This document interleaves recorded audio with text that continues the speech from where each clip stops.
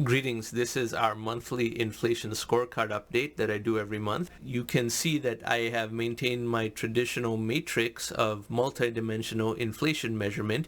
Don't just look at the US CPI and don't just look at 1 year. You have to look long term and you have to look at worldwide metrics that trade freely because people claim that the US CPI is rigged so that the US government understates inflation. That's just complete garbage. Anyone who thinks that is very innumerate, as I can prove in 10 different ways. And I say that optimal inflation is 3%. If you've reached the point of watching a channel like this, hopefully you're past the point where you know that it's not as simple as inflation is bad and deflation is good, and you want deflation because you will get rich if there's deflation. That is absurd. If you're still at that point, then you have to watch a lot of videos on this channel to get past that type of programming. But I say that the US CPI 10 years compound annual growth rate has to be above 3%.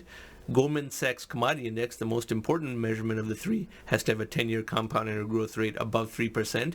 And the 10-year US Treasury Yield also has to be above 3% at a given time for inflation to be higher than optimal. Remember, this is not the red zone above which inflation is immediately at a crisis level. This is optimal. Too far below this is not enough because that means that the liquidity in the world is insufficient to offset technological deflation, and there is not enough inflation to act as fuel for technology.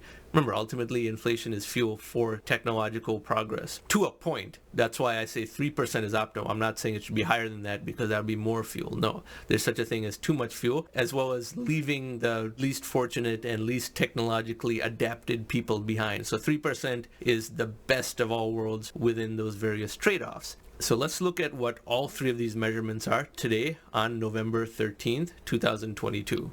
First, we look at the US CPI, and this is the bls.gov website, which I'll have in the description box below. And this is how we see the US CPI 10-year compound annual growth rate. So here's the chart of a rising CPI, but this does have to be a parabola because remember, this is a linear vertical axis. A straight line would mean less percentage increases each year. That's not what we want. So the 10-year compound annual growth rate is represented by 298 divided by the number exactly 10 years prior, which is 231. So that is 298 divided by 231, which is 29% inflation. That's 29% inflation over 10 years. Not a single year, over 10 years.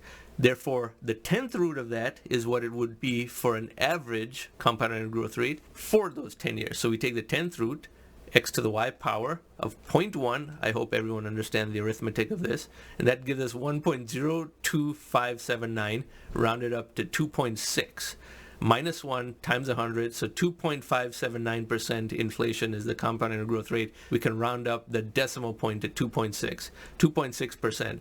Now inflation, even in the US CPI, is already moderating because we scroll down. We see this 1 month percentage growth rate, and it's already passed its initial flurry and back down to its long-term equilibrium state. The 2-month growth rate also back down to its long-term equilibrium state. So too for the 3-month growth rate. Even the 6-month percentage change is halfway down to its equilibrium state.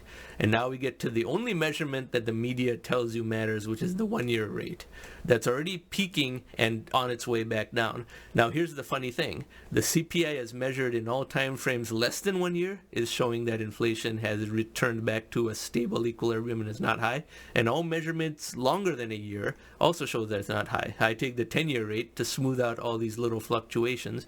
And as we saw, that is 2.6%. So the media will tell you, oh, inflation is 7.8%, as if a 12-month window is the only one that ever matters. The same shameful people will be nowhere to be found when this is back down again to a low level. It was close to zero, approaching deflation in early 2020. And in 2015, in fact, for the entire calendar year of 2015, none of these people were screaming then. They were nowhere to be found. So don't listen to the media on these matters. Now we go to the next measurement, which is the Goldman Sachs Commodity Index.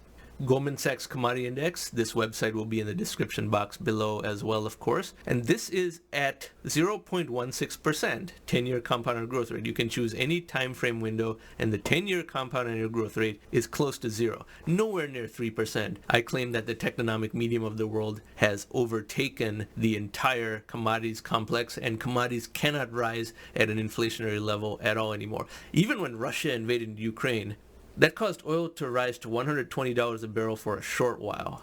and now it's back below 100 again. The adaptations around any commodity shortage are so sophisticated now because of the atom, the tectonic medium of the world, that commodity shortages get mitigated right away. That's why gold and silver are not rising at all. They're the same price as 10 or 12 years ago. People who believe gold and silver will rise because the Federal Reserve printed money, at what point will they give up? The central banks of the world have printed a lot in the last 10 years, and none of that has caused gold and silver to rise.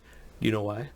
Because people who don't understand either technology or free market economics, they believe that when you print money, that means more money is chasing the same amount of goods.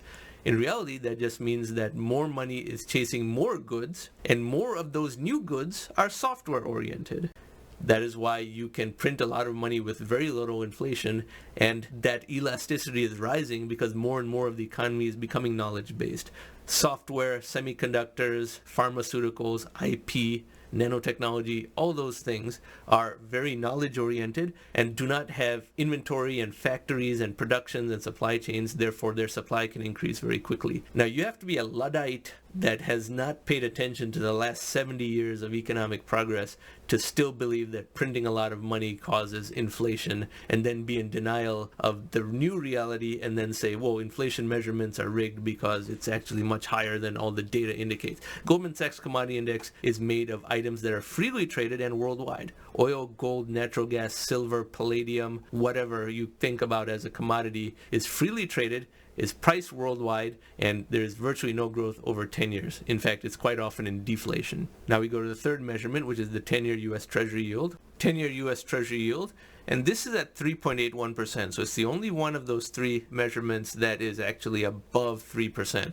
Now, as you can see here, it took a lot of resistance to get above 3%. It kept attacking it in June and July, but it couldn't quite break the 3% mark. It required the Federal Reserve to make extreme Fed funds rate height increases, quantitative tightening, as well as speed up the rate of deprinting of money, quantitative tightening, by selling back the treasuries and mortgage-backed securities that they had bought during COVID. They should not be doing that, as I explained in many videos on this channel, but now it's finally broken above 3%, but it's at 3.81 right now. The pressure on the economy and the housing market can be measured by the area enclosed by a shape that has this 3% mark as the boundary and then this line as the rest of the shape. And as this area rises, therefore it's a function of the time it spends above 3% as well as the extent of distance above 3%.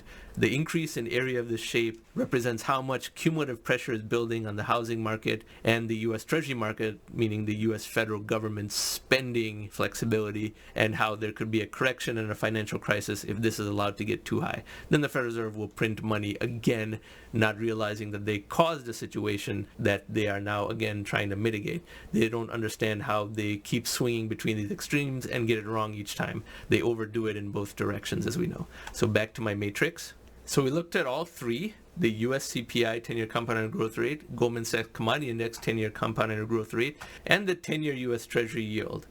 So what are these numbers as of November 13th, 2022, which is today, as we saw? 2.6% for the US CPI 10-year compound annual growth rate, 0.16%, so virtually zero for the Goldman Sachs Commodity Index. Again, the most important of the three because commodity prices directly relate to people spending more for the same thing. Services prices make it more ambiguous because if the price of a service rose, then someone's wages also rose. So it's bad for the buyer but good for the seller. So calculating inflation in the entire economy is harder for service prices. Plus the commodity index is worldwide and freely traded. It is by far the most robust measurement of the three. And the 10-year US Treasury yield is the only one above 3%, 3.81%. Remember, I say that all three have to be above 3% for inflation to be a problem. At the moment, only one is above 3%, the other two are not, and one of those two is far from it. So until all three get above 3%, there is not too much money printing.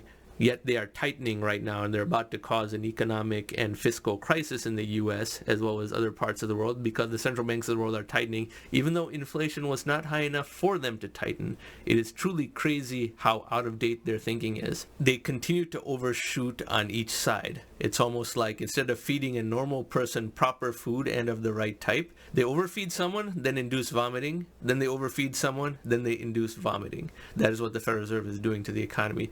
It's really quite insane because these PhD economists are very theoretical people and they never face any consequences for being wrong again and again and again. Their own jobs are government jobs, especially at the Federal Reserve, and therefore they don't lose their jobs in a recession, so they never face the consequences of the problems they create for everyone else. How is that a fair system? I've long said that we would have much, much, much better and more informed and more real-time monetary policy if they fired all 600 PhDs at the Federal Reserve and instead just had 100 small business owners across the U.S.